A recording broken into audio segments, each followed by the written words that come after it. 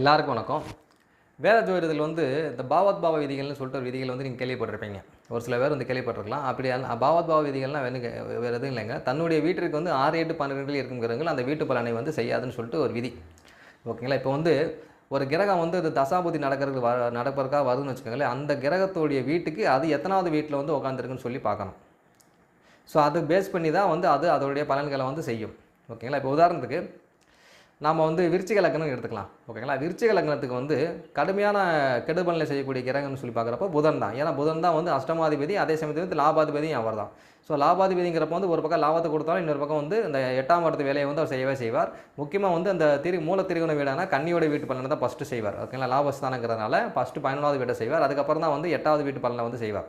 ஓகேங்களா? அப்போ அந்த புதன் விருச்சிக லக்னத்துக்கு 7ல் உட்காந்துருக்காருன்னு வச்சுக்கோங்க.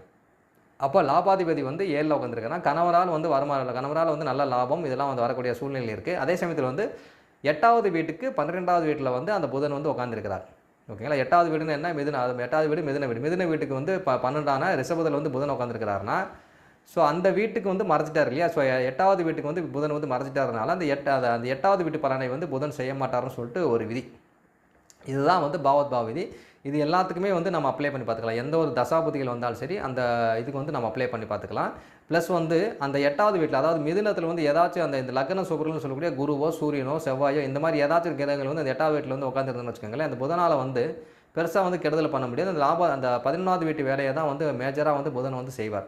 அதிகபட்சம் போச்சுன்னா புதன் இடமாற்றத்தை கொடுப்பார். கண்டம் வழக்கு வம்பு இதெல்லாம் புதனால் கொடுக்க முடியாத சூழ்நிலையை கொடுத்து விடுகிறது. ஓகேங்களா? ஸோ இதுதான் பாவத் பாவ விதி. இது நம்ம எல்லாத்துக்குமே அப்ளை பண்ணி நம்ம பார்த்துக்கலாம்.